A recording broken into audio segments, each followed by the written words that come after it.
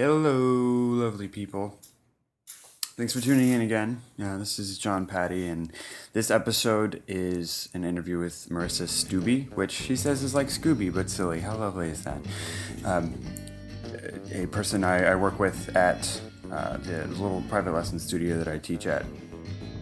We talk. We've been talking more recently, and just like, hey, I gotta get you on, and it's a good example of someone who's not wouldn't consider themselves a professional musician, but knows a little bit about it, or knows a lot about it, and is willing to willing to talk about it anyway. And we go into the areas of musical theater and comedy and performance and goals and all these things. And it's nice, and she makes fun of me a little bit, and it's very telling. But it was a lovely conversation, and so happy that she could do it, and so happy that we had a good time. We actually were outside for this podcast, which I had never done before, and you can hear sometimes you can hear the AC units kick on. We're at the apartment complex we were at, or people walking by yelling for their cats and all sorts of lovely artifacts. But so it doesn't seem to get in the way too much as I'm going through and editing this. But yes, but once we get started, we find our way through it, and it's fun. It was very nice. It was a lovely chat, and it was a cool aesthetic outside. So good. So thanks for listening this far, and without further ado, here's Marissa Stubbe. If you can imagine a version of a hipster that's not cool, I kind of. But in doing that, thinks he has become cool. Or just resigned to the fact that it's not. It's whatever. I don't. I'm just gonna wildly make fun of you, but that's just what I do. So nothing's gonna change. Nope. I've never even heard of a podcasting outside. This is fantastic. It's pretty. And nobody uses any of this space. People use the pool. But there are just all of these open spaces that they made green. I like especially the rooftop. Yeah. Pergola with their flora on it.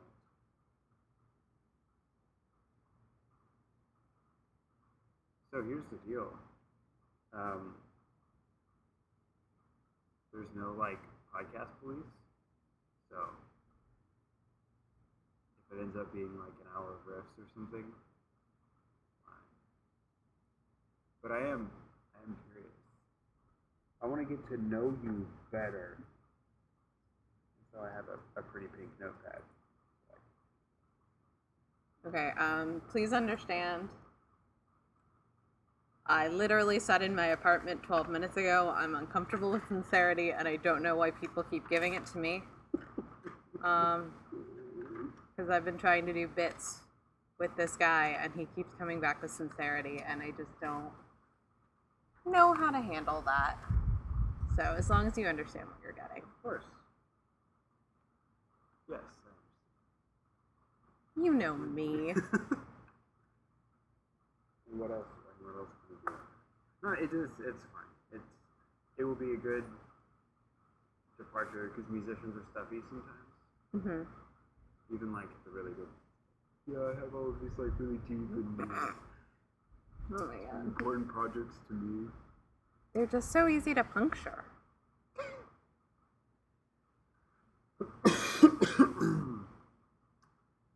That sounded celebratory. A little bit. You can take them down. I mean, there's a little bit of joy in someone getting so popped up on their own whatever and just finding a sweet spot. For me, not them.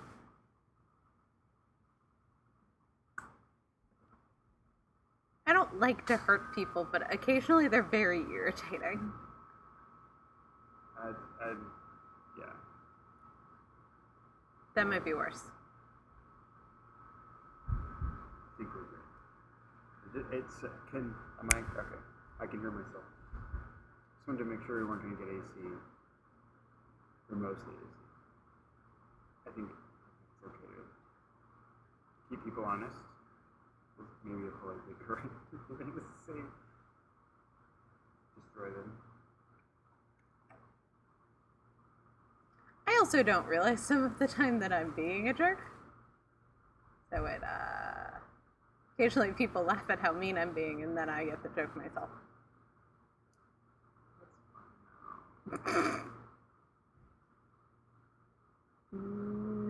No. I want to be conscious of when I'm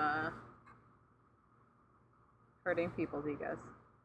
I think it's refreshing to, especially in the, I don't know, I've been a teacher in different capacities, and everyone is so weak, and there's this like face people have to put up. And I think the first day I met you, you were really mean to me, and I was really happy about it.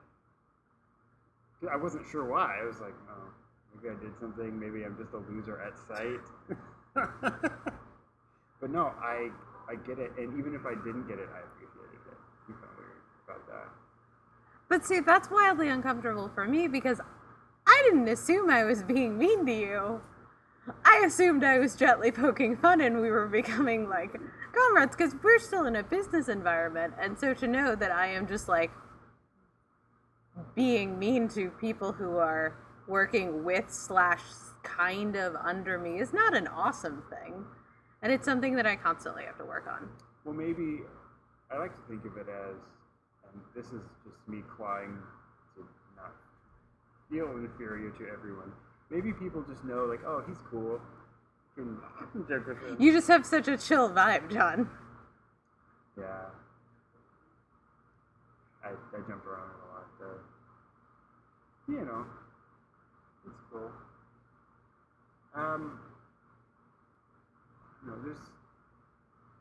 I think it's fun to explore the performance aspect of everyday life. Mm-hmm. I think of that a little bit. Because you and I talk about comedy a lot, and I listen to way too many comedy podcasts.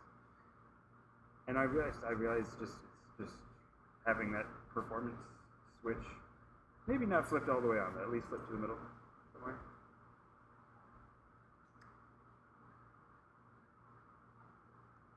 I just think that everyone is trying to present their best self, but the best self that I think that I am is just the quirkiest. And quirkiest is really just a nicer way to say smartest and driest. Yeah, how about that?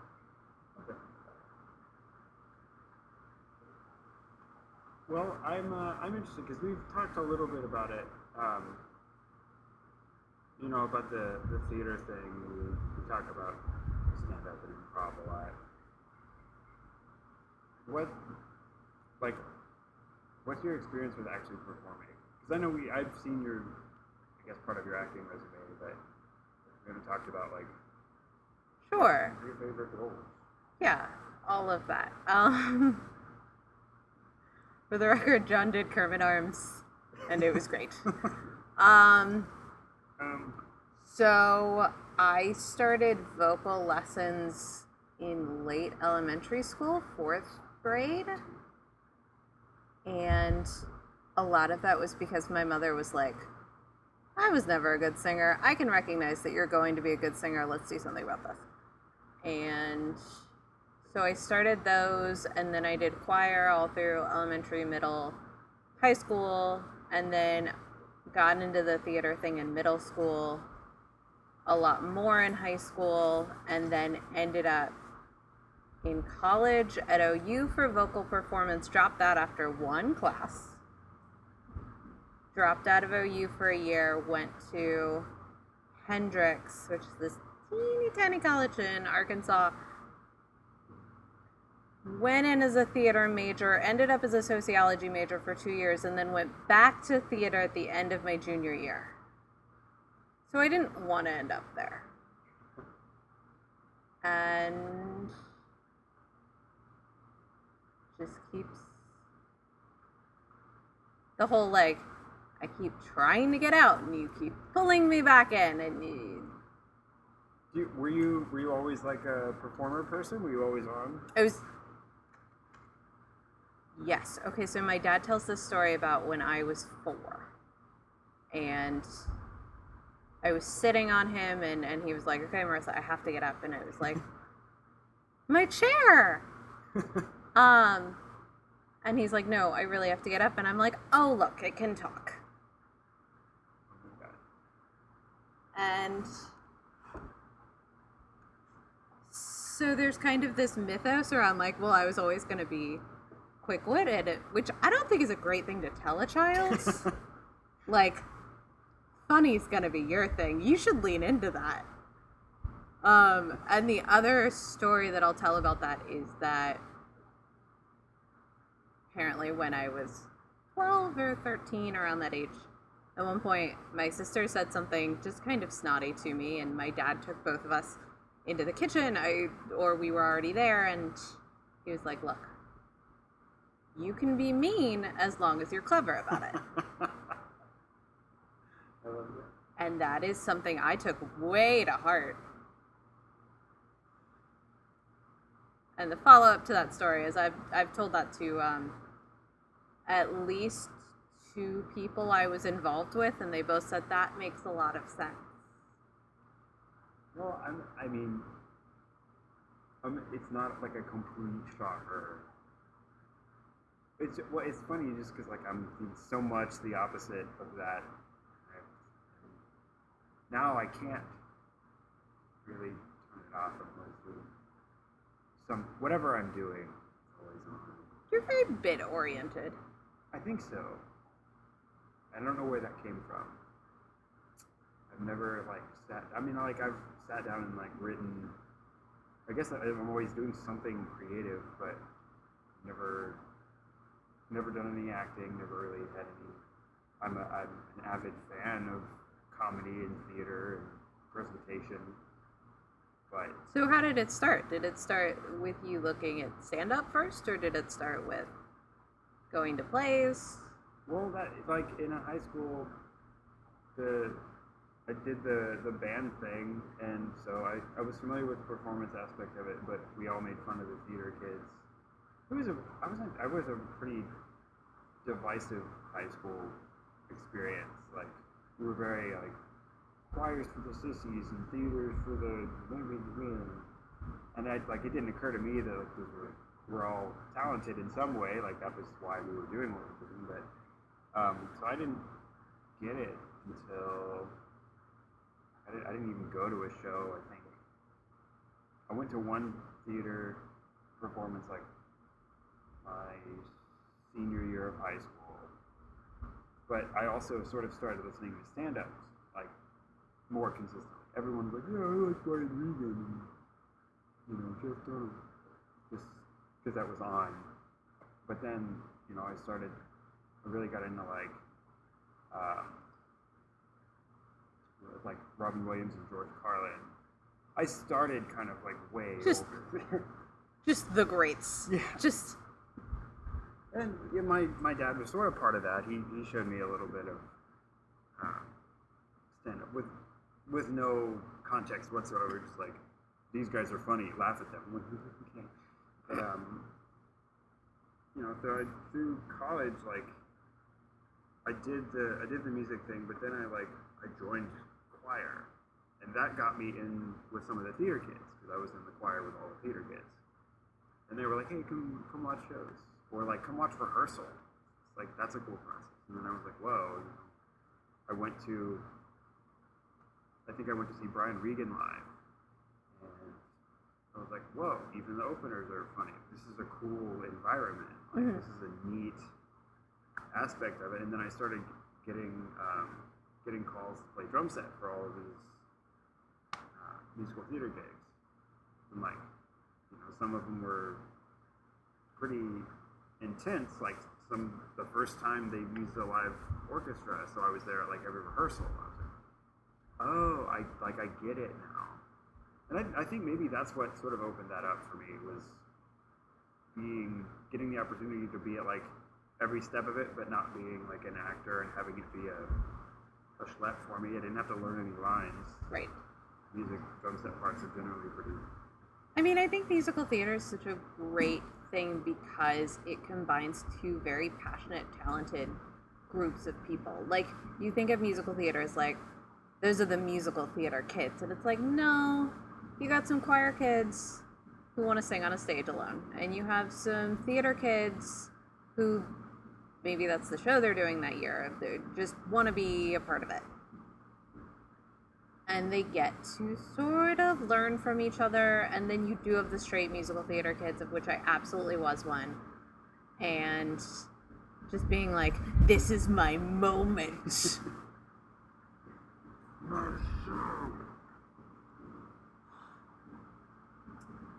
But my high school didn't really do musical theater, which was a long problem for me. It was sort of why I was into theater in the first place. And then my high school did like 2 when I was there.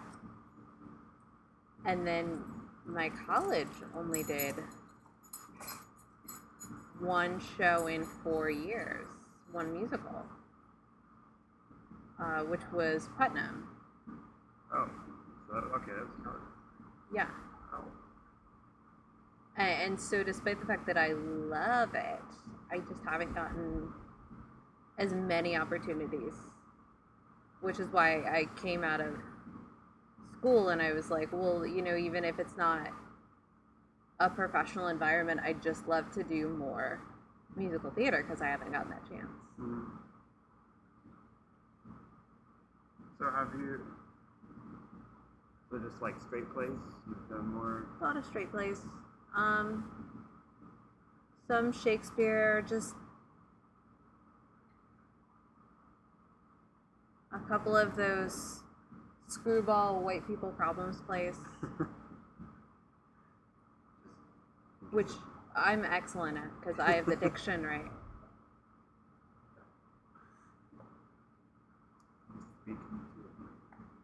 But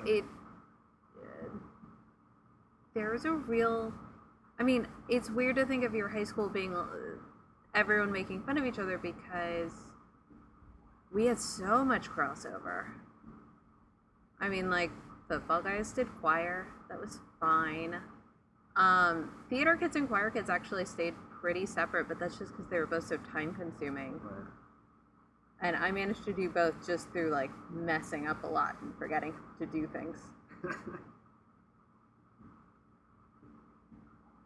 And then I think once you get to college, it becomes so specialized that everybody sort of breaks off. Yeah, I noticed that.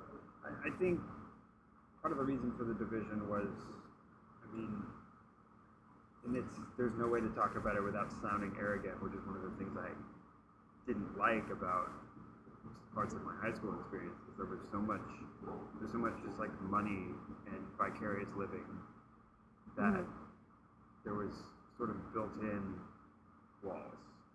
The band kids were like the children of band director parents, or like kids that stuck with it and were, well, I spent so much money in doing it and have all these private lessons, you're only going to do band, you know, you're not going to waste time with other stuff. And there was a little bit of crossover, but it wasn't like embraced.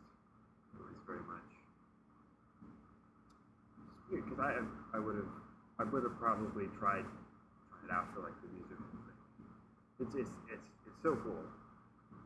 And it's so much a part of what I am now, but a lot of that is getting out and getting away from my parents and being able to talk about artistic things. My dad was a Marine.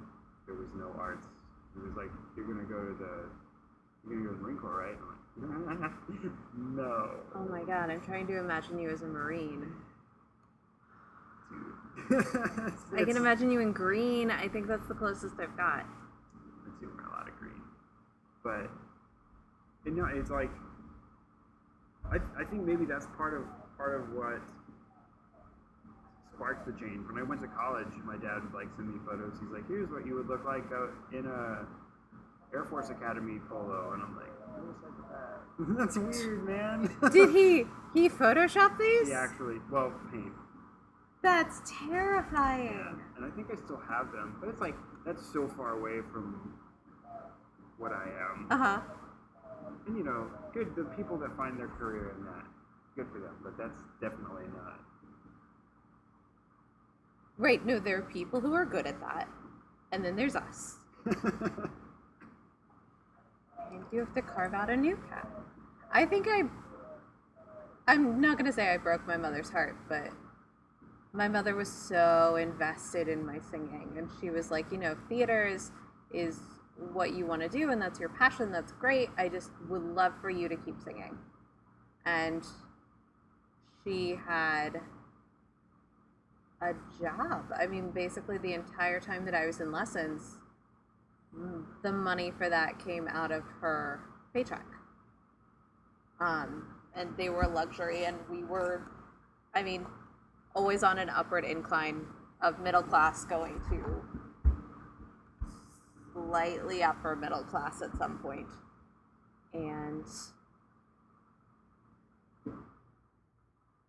it was my thing that felt like her thing. And so for a while I got to college and I just didn't do voice lessons for a while. And I was like, we're going to see how this feels. And I'm just now getting to the point where I'm like, oh no, I want to be good again. That'd be nice. Was there like a path laid out? Were you thinking, or was she thinking operatic? Oh my God, she wanted me to do opera so much. So you're not on your top 10? I would love to, honestly. But now. Yeah. I don't think a lot of 18-year-olds are like opera. Yeah, absolutely. It's a flourishing art form that I want to get involved in, but that's the vocal type that I had, and where we failed just as a group was that I never got the theory side of things. And so it's sort of like being an idiot savant. Like, I can sing the stuff, but if you tell me to explain it to you, I'm out. And so it's hard to be around musicians now. I mean, where we work, especially, there's a lot of like, I can maybe follow for a second what you're saying, and then you're out of my league, and that's really frustrating when for a long time you were supposed to consider yourself a musician. And I think vocalists fall into that a lot.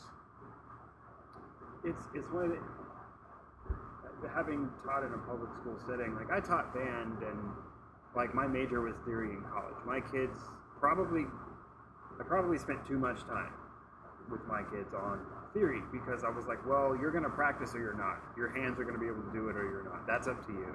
I want you to know what's going on. And so I was providing this extra thing for them, but like I would either play for the choir kids or send some of my kids over to play with the choir kids, and my kids would be like, all right, well, let's start at this cadence, for example. A lot of middle schoolers don't know what a cadence is, or high schoolers even. And the choir kids were like, and they were like, okay, start at this measure number. And we're like, you don't know what a measure number is? Like, but it didn't occur to me that that's not something they talk about. Let's start at this word. Let's start at the chorus, you know? Let's start where the altos come in. You know, those are things that hadn't occurred to me, and it's hard. And, you know...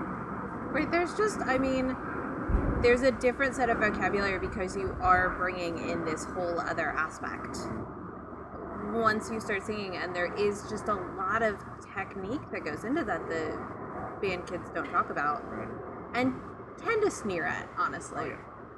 Just like, oh, how hard is it to memorize words? And it's like, you know, the way that you're gonna sing that German song is a lot different than the way you're gonna sing that Italian song, and you try to tell me the phonetic differences. Right. And but yeah, I still don't feel like I can talk about music with anyone who plays because my frame of reference is different and it is smaller. Yeah. Well, I feel extremely, I feel super lucky because studying, like being in band for all that time, learning that part of the technical side of it, and then taking voice lessons for 4 years in college, it's kind of like, it's very much being bilingual. And that's one of the reasons why I like doing this, because I can talk to drum set players all day. I can talk to trumpet players and trombone players about their mouthpieces and their techniques. And, I can talk a little bit about saxophone and woodwinds and that kind of stuff. But then I talk to a singer, and they're talking about vowel shaping and modification. And I'm like, yeah, straight up. And then I know I'm trying to relate everything together. And also, like, you're not the first person that's not classically trained.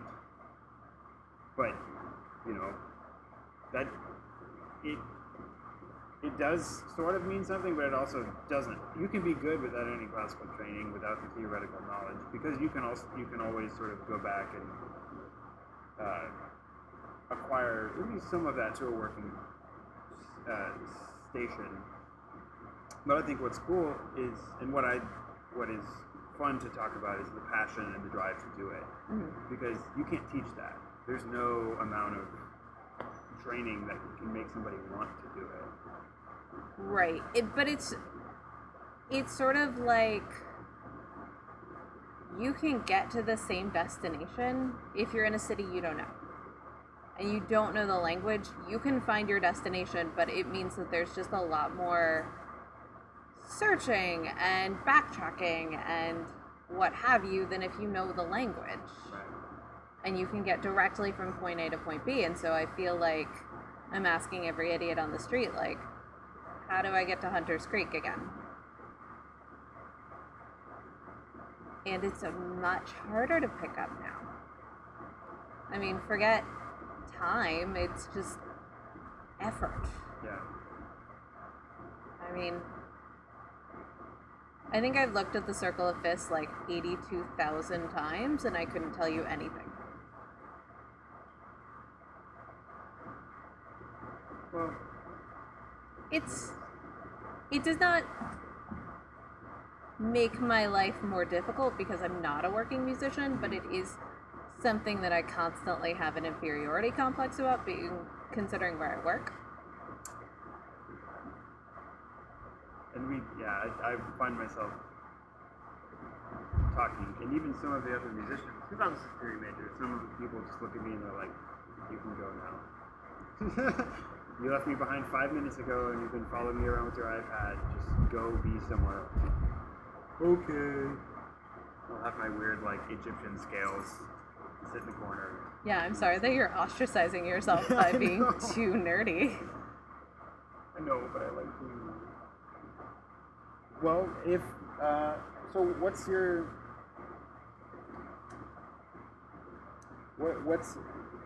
what would you do with it if you could, or if you could get it? Like, what's your dream career path?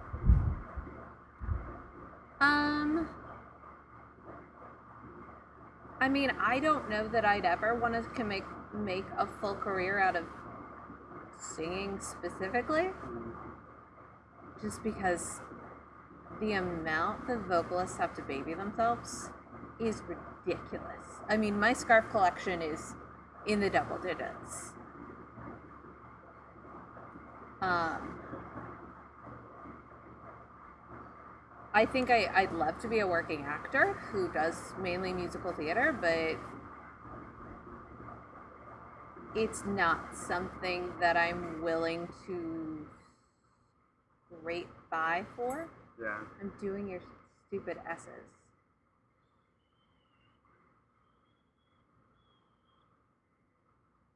Ugh.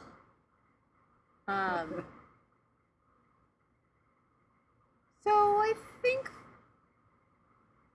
realistically in the next few years, if I could be part of an opera chorus, that'd be amazing. I think I'd have such a great time. and then do some sort of semi-professional theater. And the great thing about Houston is that you can be a working actor with a 9-to-5 job. Mm-hmm. An 11-to-7 job is harder. Sure. But I think that would fulfill me and make me generally happy and feel like I was using... I don't really believe in like, oh, you have to use the talents that God gave you. But I think if something brings you joy and also has been known to bring other people joy, that you shouldn't ignore that. Yeah. And I like the kind of people who flock to those things. It is pleasant. It's something I find myself like, for example, like the drive kind of sucks, like driving from the Woodlands to Houston, but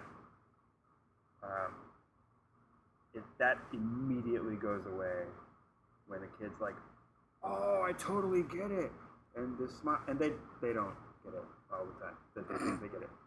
Oh, I totally get it. No, you don't. Okay, try it with the keyboard on. Okay, turn the volume. Okay, but no, but it's the same thing. There's an outpour of positive energy, and it's it's cathartic for the grown-ups that work so hard, especially like sometimes, just like anything. Sometimes I hate music. I love music. It's my life. It's my living. In a practical way, and that makes me hate it sometimes. Like I won't say most of the time, and I won't say just a little bit occasionally. Like sometimes, a reasonable amount of time. But seeing what it does for other people makes that better. And so, like I see my paycheck, and I'm like, I can pay some of my bills. But it's seeing a kid smile, or seeing a kid talk to their parents and their parents smile, or seeing a kid get a riff or something. Having a kid come in and be like, challenge me, make my life better by showing me something I can't do yet. That's really cool. It's not, it's just what I'm familiar with, and I can share that. Like that's what I like. That's what's cool about it. It's the labor of love. Driving all over creation to do it, but yeah, I mean, I think I like seeing it in kids. I like kids, but seeing that manifestation as an adult is more interesting to me, just because it's like the amount of resources you have to put in now versus the amount of resources you had to put in as a child. Like, oh, you really want this. Even just paying for voice lessons now, it's like, oh, I have to make a budget for this. It has to be something that I really want, because I'm going to go without, I don't know, kale for the month. I made a really good kale Caesar salad the other day. Sorry? We have to trade recipes. I made my own salad dressing, and it's delicious. I'm going to eat it after this. I didn't want to smell like anchovies. Anchovies? It's a bold choice. I'll send you the recipe. It's great. I have this thing where a lot of things I do, not just food, whatever I can do to bother the most amount of people with the least amount of effort, I enjoy. Like fish or a trumpet. So you're a low-key monster. Just like a grade D demon. I used to make shirts sometimes that like I'd print a logo on. That would, I couldn't see until I had glasses last year. It was fun for me. Oh no, absolutely. I'm much too easily prickled for that to be acceptable. It gets so much worse. I have a friend who's a flute player, and she's kind of been, she works in the Woodlands, so she's been staying with me a few nights a week, and she's a flute player. She's premiered some of my music before, and I have legitimately given her an eye twitch. Like, she comes in and she's like, what did you do? Do you just move stuff? Do you just ever so slightly All move the stuff time. around the... All this. Ugh! I don't... Like, at least if I'm hurting someone, it's deliberate and they know what's happening in the moment. That... Okay, well... This does bring me to the second greatest thing that I've ever done. Have I told you the paper bird story? No. Okay. I had a group of boys my age who lived in the college apartment next to mine. And I'd made all of these paper birds for my walls. I mean, they were like probably 3 inches big, all different colors. I put them on the wall. It was very Etsy chic. And I was very proud of these birds, and they hated them. They loved to make fun of them for the entire year. They would tell me how stupid these were. So I had a bunch of extra, and about 2 weeks before we were all about to move out for the year, I snuck into their apartment with my roommates, and we put these paper birds underneath everything. Under tables, couches, behind their microwave. And I kept to the main living areas, and not trying to make anyone feel violated, but bathroom mirror, just everywhere. There were probably 25 to 30 of these. And I had to move out the day before they did, so I was driving home the entire day, and just every 15 minutes I would get either a text or a call going, Marissa, where are all these goddamn birds? How many are there? How long have they been here? My birds are not so stupid. Your birds are clever. My birds are here to hurt you. Malevolent. And then I did a similar thing with 13 copies of the Da Vinci Code the next year. Sounds expensive. It wasn't. I had a library book sale. The whole thing cost under $10 and took an entire semester, and I'm pretty sure I ruined their mental health. It was great. It's fun to hurt people. That's where we're at. Well, you know, they'll recover partially. Maybe. I don't know. I mean, I still have them text me when they hear about the Da Vinci Code, so not that it comes up a lot. So it's almost Pavlovian. Just a teensy bit. He's dappled in the sunlight. He's beautiful. I really want to pet that squirrel. I mean, there's no way he'd let you do that. Unless you gave him the peanut butter bar in my purse. I could play music? Okay, so the cats I'm living with hate my singing. It's fine. I just don't think they're used to it because what my roommates play is basically rap and indie pop, Okay. which is fine. Sure. But, you know, occasionally you come into the room singing Tonight from West Side Story, and cats who are not trained to listen to that are just like, this is worse than the vacuum. Unsheathing their claws. Cats are little conquistadors. I imagine all cats are Spanish. I don't know why. Shrek. Probably. I've only ever accidentally seen parts of it. But, you know, Puss in Boots is a good character. Sure. Mm-hmm. There's a Shrek the Musical. Oh, I know. Is it any good? It grows on you. I feel like that's... It's a very kind way of saying no, but it's fun. This thing, though, where we keep... I don't mind adaptations, movies to musicals. Like, fine, if it's going to be good, that's fine, but these larger and larger set pieces that are just more like, look at all this cool stuff we can do, as opposed to, is this really a solid story? I mean, hot take, not on board. Sure. And then you get all of the community theaters trying to do Shrek the Musical. Yes. There's this amazing Tumblr that was up a few years ago. all it was community theater Beauty and the Beast costumes. Oh. Like the masks that they would try to do, and oh my god. They're all nightmare inducing. Frank the Bunny style. It's a beast. I mean, yeah, I guess it works in the sense that he's hideous.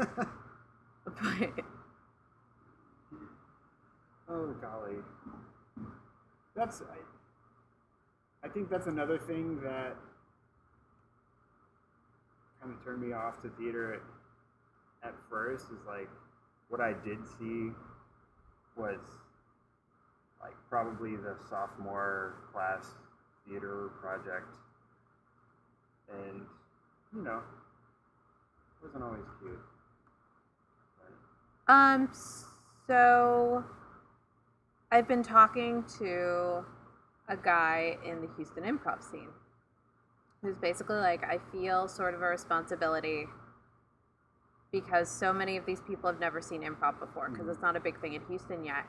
So when people come to see an improv show, if we're bad, that's the first improv that they've seen, and I don't want them to be turned off the medium. And so many people's first impression of theater is high school theater. Yeah. Going to see it.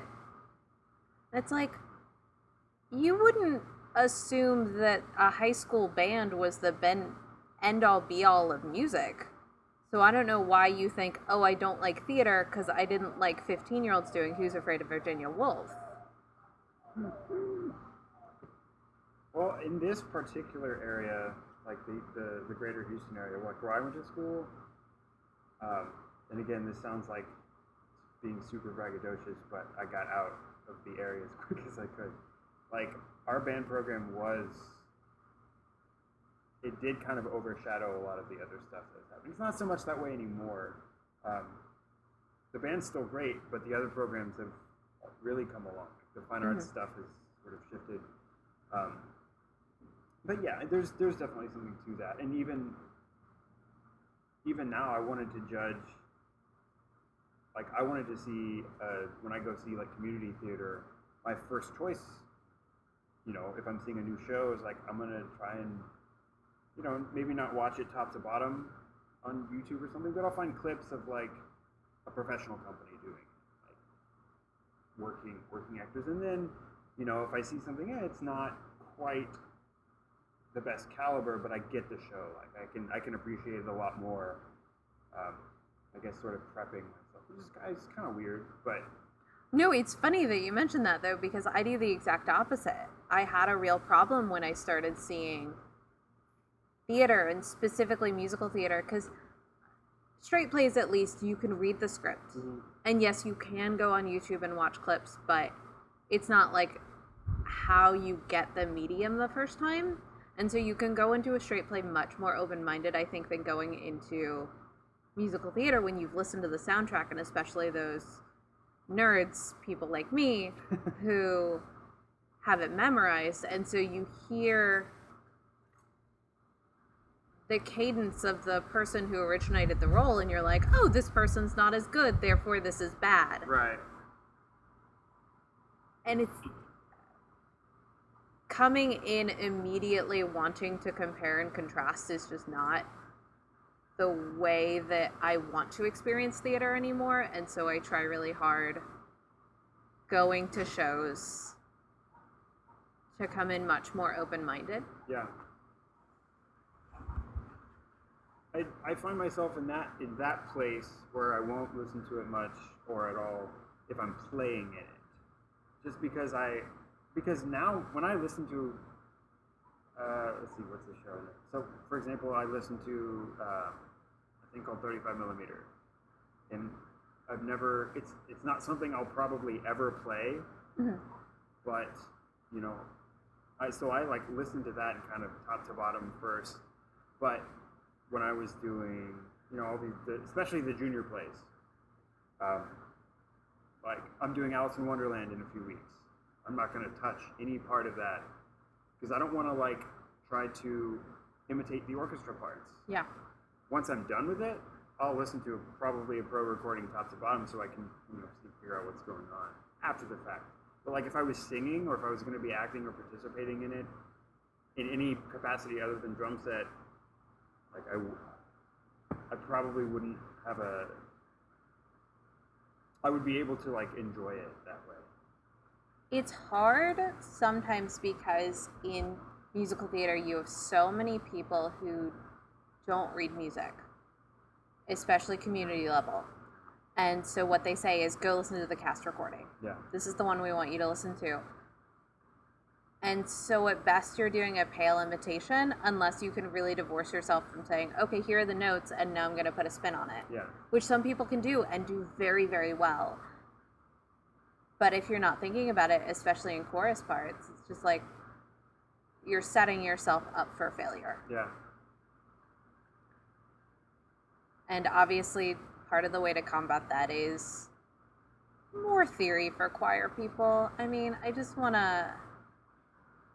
a lot of solfege, which is very helpful, but it doesn't explain a lot of the nuances, and it just doesn't get past, like, specific note reading, which is great, but if I could do it over, I spent so much of choir singing, and we could have spent half of that time on theory, and I just feel much better prepared for the world. It might have sounded the same or better in some cases. We were actually pretty phenomenal. You asked me when you sent me a text about this, about my favorite music memory. Mm-hmm. And it's high school choir. Yeah. I think my junior year, we went to New York for some competition, because there's always a competition. Sure. But ended up in this gorgeous cathedral in like downtown, and got to practice in one of those big open stone. I mean, you felt like one of those proper English schoolboy choirs. Sure. And it was our women's choir, which was just really exceptional that year. And it was Psalm 23 by Z. Randall Stroop. And we were just hitting the actual rafters. And some of us were crying. Yeah. And it was just, you felt buffeted by music in a way that didn't hurt you. Right. Like it was euphoric, is what it was. I like that word. I like buffeted a lot. Because I've said it on the show, I think probably several times now, but I had that sort of moment, but as a conductor, because I didn't sing until I got into college, and I didn't actually know what I was doing until like last week. So I mean, hey, congrats for getting there. I obviously have no clue what I'm doing in any of this, but no, that's cool, and I like buffeted. It's very much a moving. And that's the people that I find are the most passionate about music have that sort of experience. So like it moved me, it picked me up, it threw me around the room, but I was there. I was also the safest I've ever been. Sort of. I've talked to people like I was sort of outside myself. Like I was above me, watching myself sing and hearing all of this thing, and that's cool, especially a good piece of music in a good hall, like an actual cathedral hall.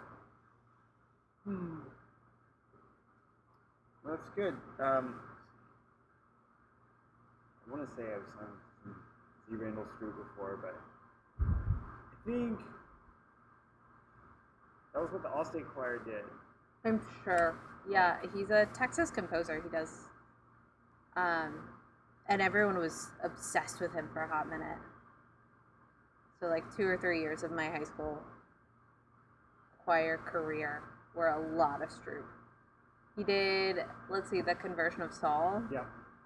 And Oh My Love's Like a Red, Red Rose.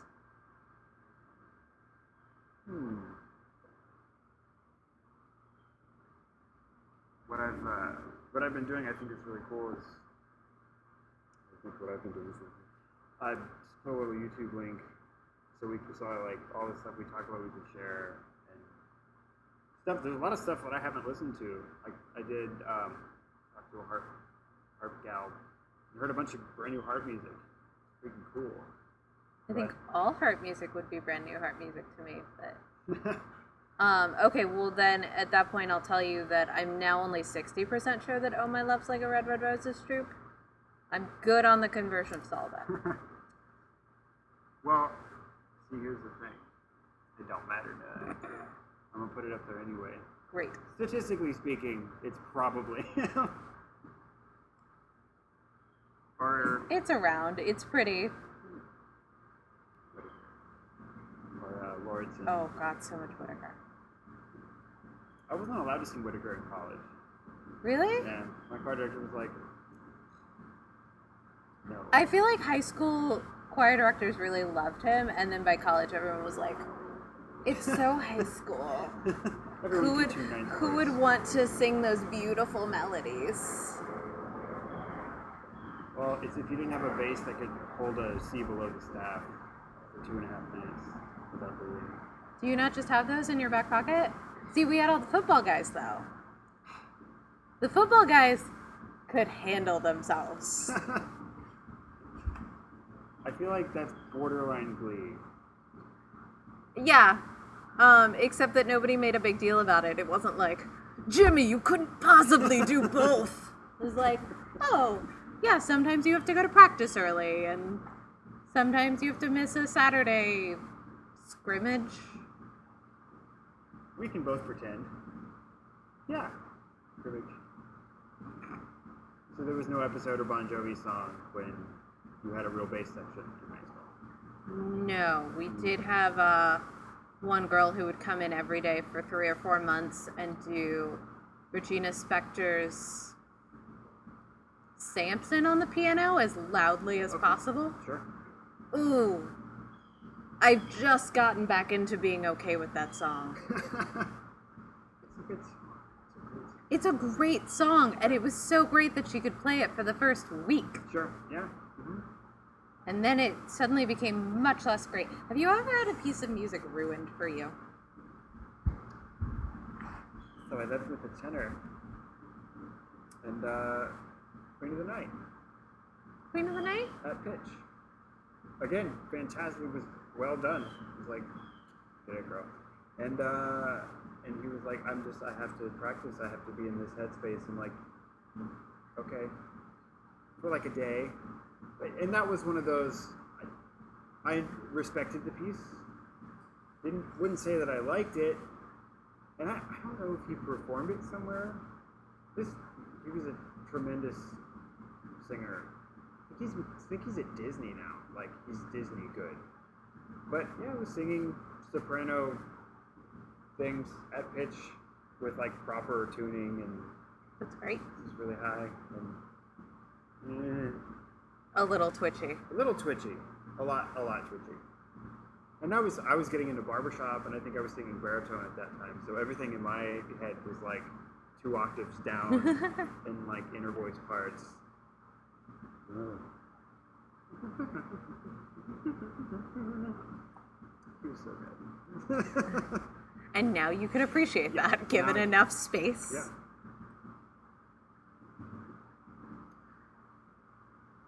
I just had a dude I really hated sing Float On by Modest Mouse, and that band is dead to me, so. I'm not feeling that ache, though. Not. That was like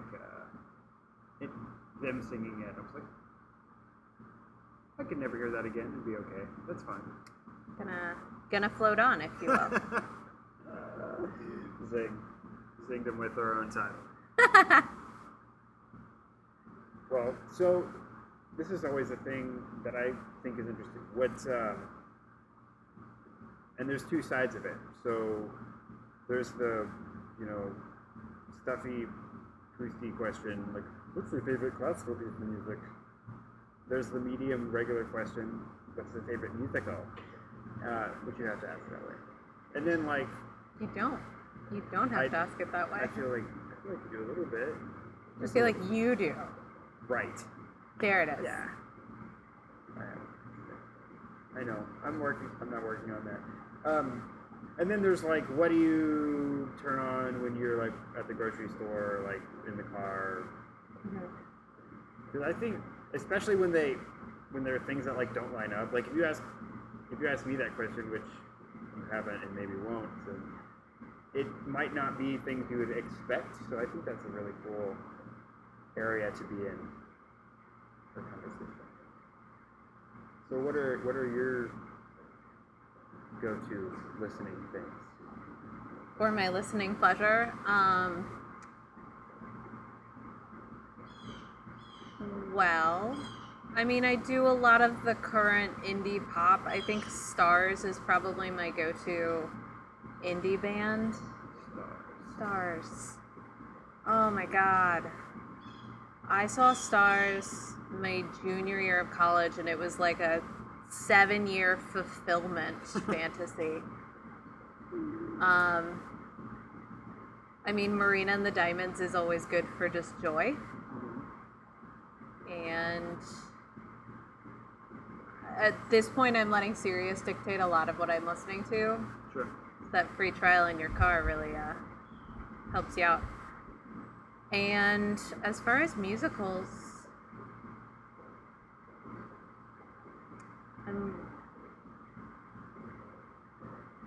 let's see, I mean, Sondheim's always good. Although I think I have a real soft spot for like the Rodgers and Hammerstein South Pacific. South Pacific is, minus the racism, probably one of the greatest musicals ever created, which is not a hot take, but I love so many of those musicals, and they always have like one element that's just like, we can't do that in 2017, or shouldn't. So happy when they do. Like Thoroughly Modern Millie. Just, oh dear. Oh man, I saw a high school do that once. They didn't handle it awesome. A lot of yellow face, which would have been fine back in the day. I'm on a West Side Story drag right now. So good. Yeah. And having studied the score for that one, so good. Even better. He was a voice of its time.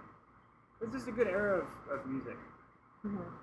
I think in all genres. Well, and musical theater, I mean, I don't want to paint everything with this wide brush because obviously there's a lot going on, but this sort of like Dear Evan Hansen musical genre, which is a lot of like, I'm going to talk really nasal and I'm going to tell you all of my problems, and they're very specific, and I have an angst. And I think as a vocalist, you look at it a little differently because you're like, what can I sing? And that's sort of what's fun for me to listen to, is the stuff that I sound good singing, Sure. which is so narcissistic. But I'm a much better Maria Von Trapp than I am like anyone in Next to Normal. So while I love both, my preference is always sort of an old school 40s, 50s sound. Sure. Well, I think there should be a bit of narcissism. I said it like a normal person that time, so. Congratulations! And you can conduct now. It's been a big week for you. And as far as classical, I am like a babe in the woods. I just don't have a solid ground there yet, and so I'm going through like the first opera pieces again that I started right after high school and abandoned because I was like, I don't need to study, and then I'm going back to them right now, and it's really fun because I didn't go through musical in college, and so I don't have the same burnout. Sure. Well, one of the things that I think you'll find too is that for people that go through some sort of study, they end up turning to a certain set of music, more complicated music, like I would consider contemporary musical theater. Like from a technical standpoint, it's very complicated. There's a lot of, and it's what we hear as modern. You go back to listen to some of the original opera or any sort of instrumental music from the time, and it seems very basic. It's still virtuosic, and there's a lot going on, but it is the basis. And like I started with that sort of stuff, and I can hardly listen to it because now I'm like, well, I like the impressionist stuff with all the extended harmonies and like 17-part chords and musical theater nowadays. I think if you go back after, like, if you start and you're used to, if you're used to musicals and that's what you performed and enjoy, then the other stuff is kind of like a palate cleanser. It's like, oh, there's not 19 parts going on. One person is singing for 15 minutes about like one thing. Sometimes not even singing about a thing, they're just singing. Yes. Oh my god, so many extended riffs. And I really like just the consumption solo. The I'm dying, so let's sing for 7 minutes about how I'm dying. Like, your breath control's crushing it the last minutes of your life. Just when they can artfully turn their head to cough blood into tissue and then continue singing. Aces. Breaking that wall of theater and, Just look at how talented I am. I feel like that's a lot of opera. I mean, that's why... That's perfect. That's what you learn about opera, is it's very much... Yes. How wonderful I am! Everyone's looking at their watches and their champagne glasses are breaking. It's wonderful. I mean, it's an appreciation for the art form. You get Sutton Foster in a musical, you're gonna make her tap dance. She's good at it. Everybody wants to see it. What are you gonna do? She tap dances in Shrek for no reason. It is forced in there. And everybody's still happy to see it. Of course. Well, that used to be, I don't know, there's pockets where I think it's kind of like this, where, like, it used to be like there was no movie theaters, and not at first, obviously, it was for the rich folks, but it eventually got to where, like, if you were, off of your 15-hour shift at the bakery, you would just go see opera, or you would go see some sort of version of it, and that was just the thing. I feel like there's a lot of community theaters. Maybe it's just now that I'm just noticing it because I'm involved with it more readily. But I feel like there's more people going. There's more young people involved in this. I think there's been a push, but I also think that I don't know all of the places that you work. I do know that the places that I have tended to get work have been in the wealthier areas of Houston. Sure. So obviously the push starts with the upper middle class. Mm-hmm. Yeah, where they have the resources. Well, one of the things that I'm starting, there's a lot of things that I'm not so keen on about Houston, like the driving and the, that's a big part of it, I'll be honest with you. But people laud Austin as this, like, arts haven. And I think maybe that it was, but with my experience in Houston the last few years, like, who needs Austin? I mean, not to crap on Austin, but Houston's no, it's profligated. Is that the word I'm looking for? There are a lot of things, and people are going to see things, which I know we just talked about 60 seconds ago, but it's still amazing to me that there's also just enough income, and I think it goes back to, like, we have working actors in Houston, but we don't have all just working actors. There are a lot of people who have another gig, part-time, what have you, and are very happy with that. It's not just like I'm going to make it as an actor and then I won't have to do this anymore. They find something fulfilling and still manage to do something else fulfilling in the meantime. Yeah. And I just think that's a more balanced way to look at your life. There's that cynicism and that burnout that comes from doing... I was talking to our cello teacher about this, where she was like, at one point during college, I was playing cello 12 hours a day, and I would go to a friend's concert, and I just wouldn't want to hear it. Right. And so I think the separation of church and state is really important in this instance. Sure. I mean, for instance, I'm getting really into pool. And good. It's really hard. I'm not good. By getting into it, I mean someone kicked my ass, and I was like, I have to get better at this game.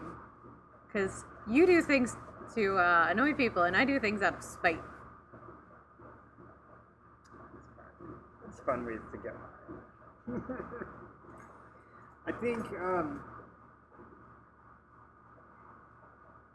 think with the advent of free platforms to consume media, like YouTube, SoundCloud, Spotify, Sirius, Pandora, all these places where you can hear stuff you've never heard before for free or basically free, I think that's bringing, music and other things that maybe were considered, air quotes, high art to a more relatable level, and people are like, oh, I like listening to that. Maybe I could do that. Maybe I could pick up a guitar where I never would have 20 years ago because I'd never heard guitar music that I could play or enjoy. Okay, well maybe I won't do anything with it, but now my kids can do it. I don't think my parents' generation is necessarily like that, but the people that are having kids now, or the teenagers now, are throwing music at their kids because it's like, well, here's good music. You don't have to go to concerts to see. You don't have to go to the symphony orchestra to hear orchestral music. You don't have to have an expensive season ticket to watch cool musicals. Right. Or even like, I think the group's called like Star Kid. Yeah, the Darren Criss. Yeah, Darren Criss, and they have like the Harry Potter musical. Oh man. I've heard everyone says that same thing. Oh man. I remember the second, because there are multiple Harry Potter musicals from Star Kid, and the second one coming out and going to a friend's house, and she'd managed to hook YouTube up to her television, which was still very impressive in 2008. Sure. At least to me, and watching this gritty, just poorly pixelated version of something that clearly cost no money but a lot of time, and sure. There was so much joy. And that kind of some people are like, oh, I can do that. Yeah. I can do that right now. I mean, that was also a really good time in YouTube's life. The start, when people were doing interesting things, and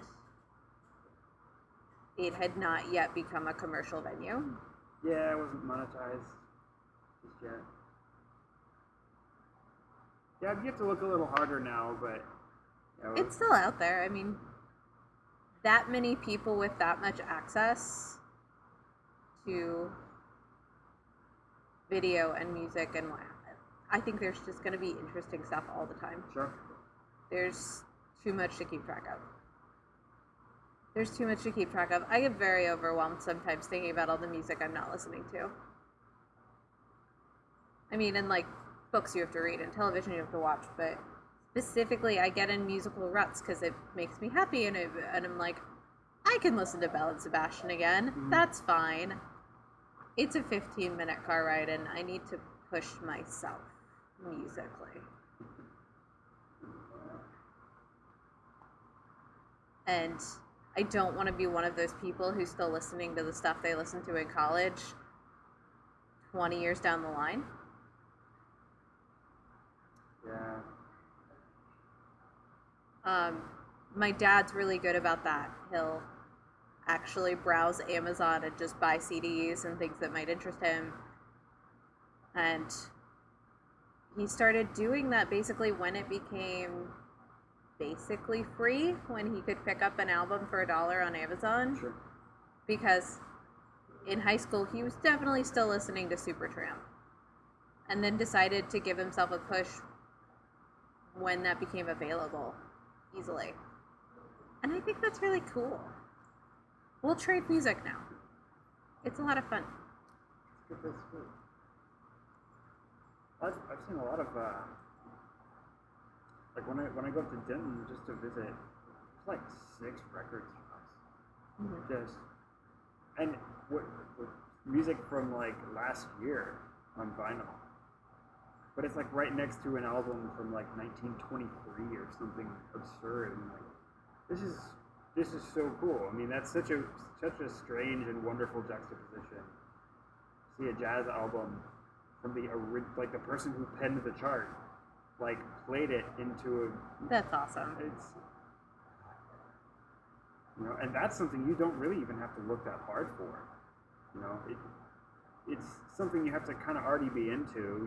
Like. You're gonna go look for vinyls, but they're there. Like all that stuff's out there. So it is. It's an interesting time to be involved in the medium of music, oral events, I guess. But yeah, there's a million ways to approach it. One of the things also that I think is probably the best way to wrap up, as of course I have rehearsal because games. But your joy in that was so obvious. Today it's an extra rehearsal. We have the show April 12th. Which will happen probably before this comes out. I'm thankfully developing quite the queue. Yeah, I've seen your Twitter updates. I have a lot of Twitter updates. You do, and these are more fun than the Lose It ones. I have to tell you. I don't know why it's doing that. I'm gonna be honest with you. I've turned it off. Okay. 9 or 10 times. Because it is it's TMI. Not pertinent information for anybody. I don't know why it's doing that. I'm gonna try and fix that again. Anyway. Not to make you feel uncomfortable about your own Twitter feed, but Here's the thing, though. You're the first person who said anything, so reading my tweet. I just assumed you were doing it deliberately, and I was like, and it was happening when I followed you on Twitter. So those were like the first 5 or 6 tweets I saw from you, and I was like, do I want to follow John? I don't know about this. And here's if it makes you feel any better about it. I'm not like super proud of my progress in that particular area, so it's not like hey, look at me, I'm staying the same way. I had no idea. I just like why you would have set it up like that was baffling to me. But good to know. It's on my list. So there's the question, this can be like, you can consider this your first day of formal music training. They always ask us, and actually it's happened, this one particular teacher, which I will tell you about later, and I could go on for years about, a professor I had in college, she would ask us, and not ironically as in like okay, you vaguely chose music as your career path. But she'd ask us at the beginning of, we had to take 3 or 4 classes. We got to take 3 or 4 classes from the same teacher. She was the only person who taught this class. She she would ask us at the beginning and the end, what is music? And there's a million different ways to interpret it. That's like, what do you think it constitutes something being called music? Or what is music to you? What role does music play in your life? So there's a million different ways to think about it, and she would ask us at the beginning and at the end, and see the people that weren't paying attention are like, music is sound you can buy in iTunes, and you know. Music is iTunes. It's my first answer. But some people were like, you know, music is, and for me, one of the things I thought of, well, music is what makes me glad to wake up in the morning, especially when otherwise I'm not so enthusiastic to like get up and do stuff. But like music, I'm like, okay, I got to do something with music today. I can, you know, days when I have a podcast or a premiere or a piece that I've been working on until, you know, the 20 minutes before when I went to sleep, and now I'm up again. I want to work on it. So like, it can be any sort Okay, of. yeah. What do you think? I'm not saying you're leading the witness here, but Hey. and I'm mostly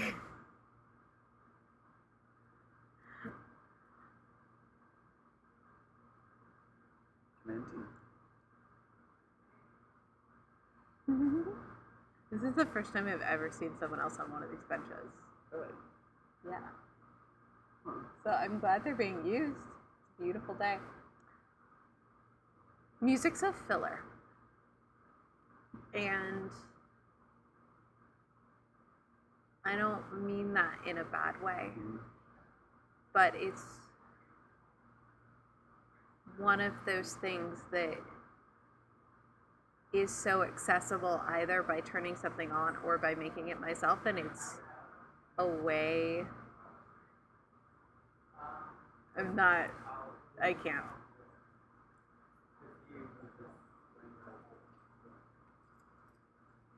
I could have told you the bird story during this, but it's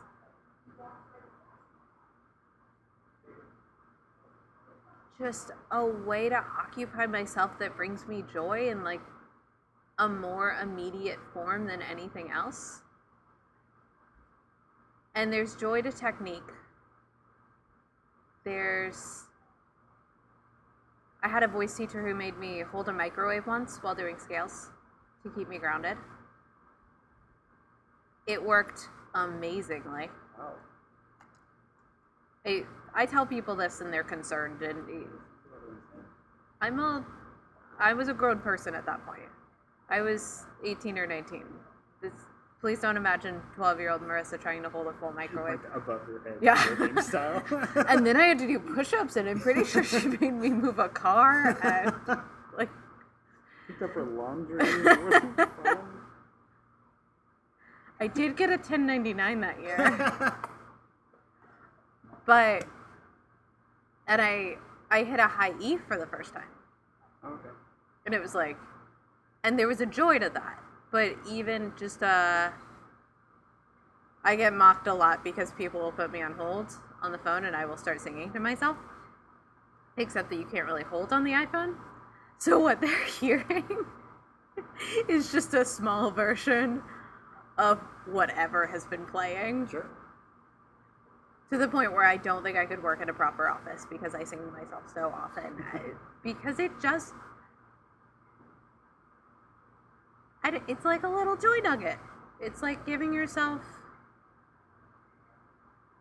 something to get through to the next moment. Mm-hmm. And that can turn on me pretty easily. Because if I choose to listen to something too upsetting, it's like, oh, the day is ruined. I've killed my own joy deliberately. And there are songs I will not let myself listen to.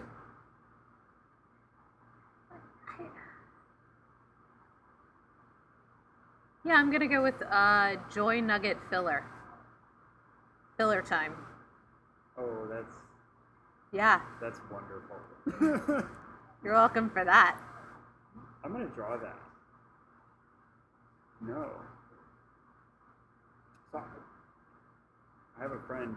She's like, because she works for a company that like prints T-shirts and stuff. She's like, you need shirts.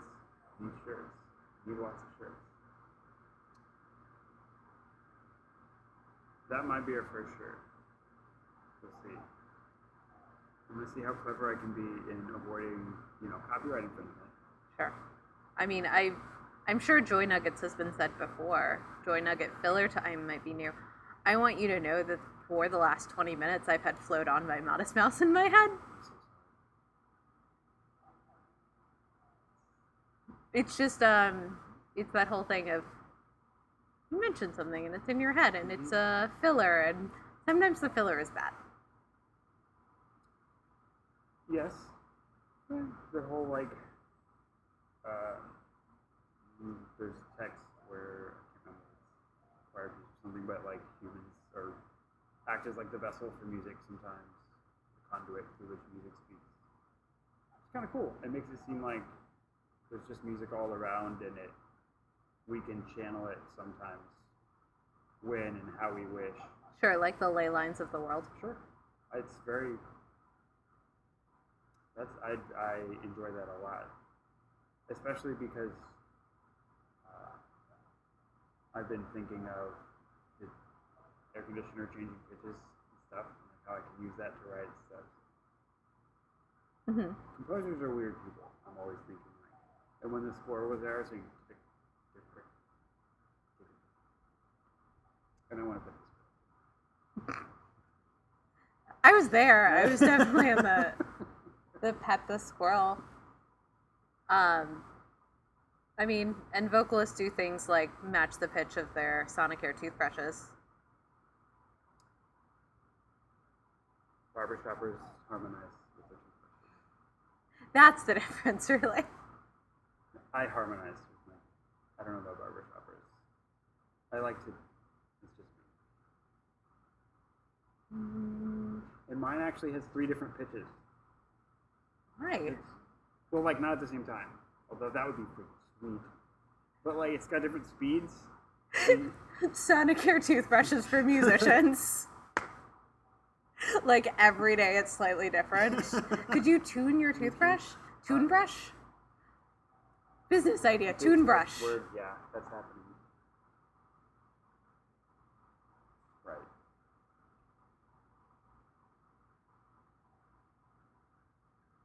People are going to think we are insane. No, they're going to be like...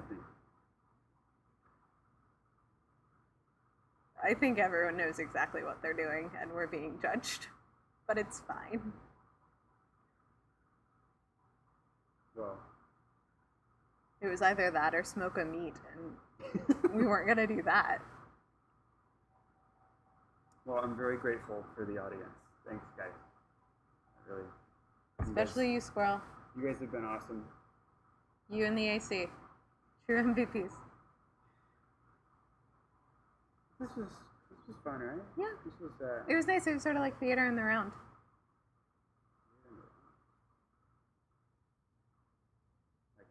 In a general sense, or is that a thing? Theater in the round's a thing. Okay. Where the stage is in the center and the audience surrounds it. You know what a thrust stage is?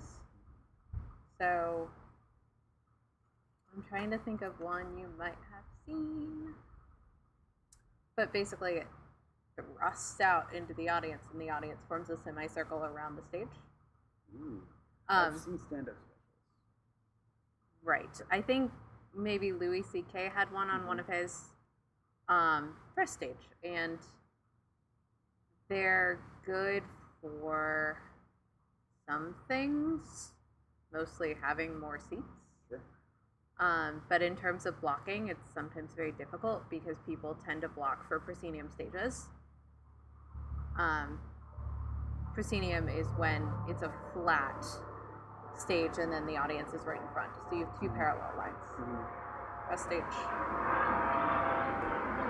And my college stage was a thrust stage. So you learn a lot about keeping people moving and making sure that no one has their back to you the entire time. And nobody has a perfect seat, but most people have an okay seat. Sure.